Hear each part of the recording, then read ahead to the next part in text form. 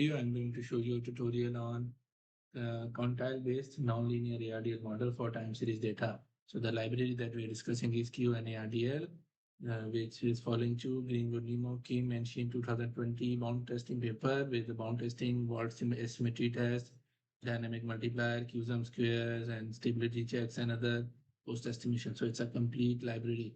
So if you come here, you can see all the references.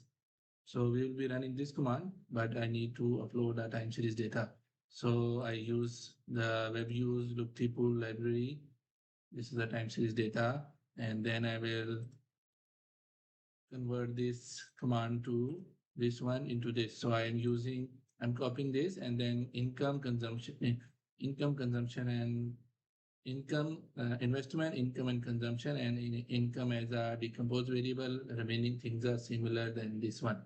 So let me run and then we'll discuss.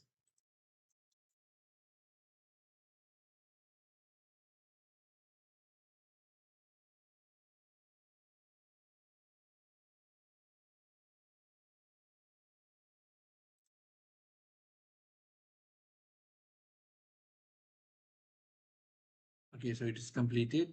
So we'll start from the beginning. So it has recognized the dependent variable, independent variable, asymmetric one, and linear one. And 92 observation, it is using two-step FNQR method. So it is now determining P, Q, and R. So P is the dependent variable lags, and Q is the independent variable lags, and R is actually lags of the linear independent variables. So it will assume Q and R as same. So it is using P as 6 and Q as 1.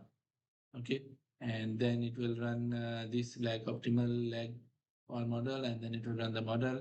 This is the bound test for each tau value. So the upper limit is 4.45 for F test, and for T test is minus 4.160. So FXY, you can see none of them is bigger, so there's no co-integration, okay, across any quantile position. And Ty is also smaller than the critical value in terms of number. So null hypothesis is mentioned here that the coefficients are zero, so no bonds.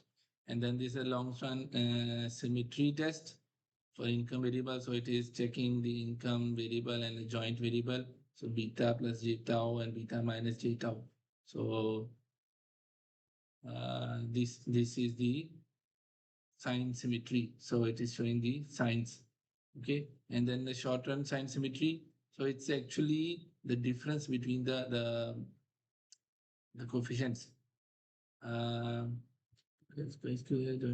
Okay, no, this is the chi-square test for their symmetry for each quantile. So if the coefficients are same, this is the chi-square test, and overall, because there's only one variable, so they are same, and in the short run also they are same, and these are very small. So you follow chi-square distribution, none of them are significant, means there is no asymmetry.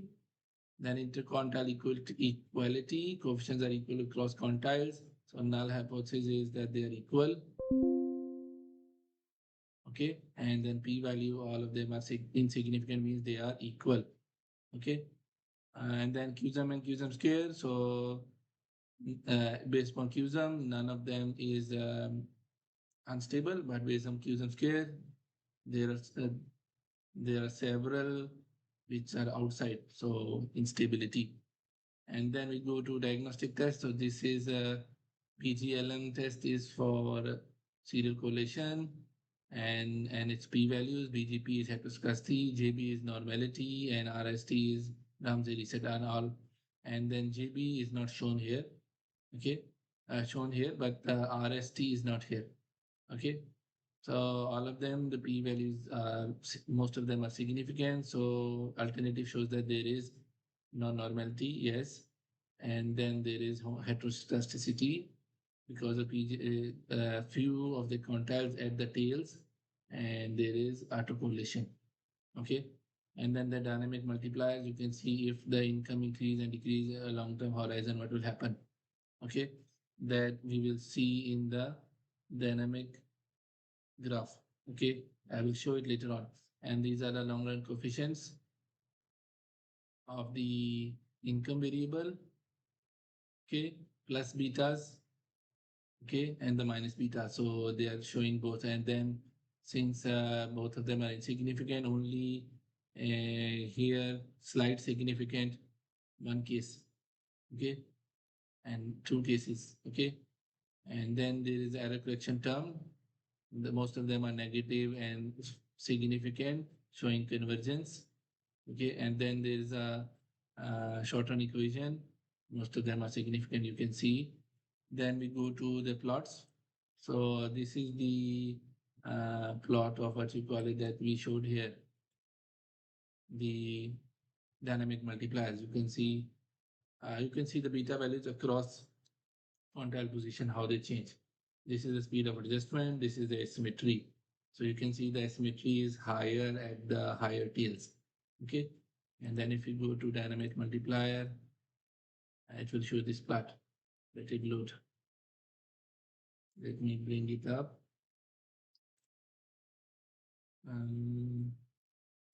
So if we command this, so this graph already showed you. I will bring it up. So because it is stored, but we don't know where it is stored. So best method is you go to working directory and select your downloads and then click it again. So it will store at your downloads and then you can pick it up. So I will go to my downloads.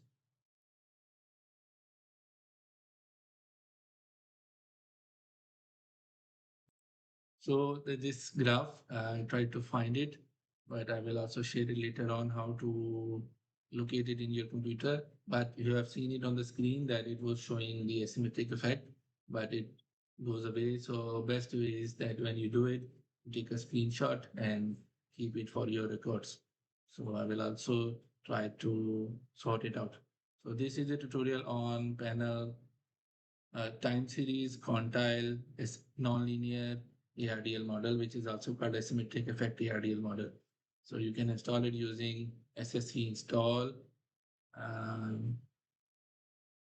QNARDL. Thank you.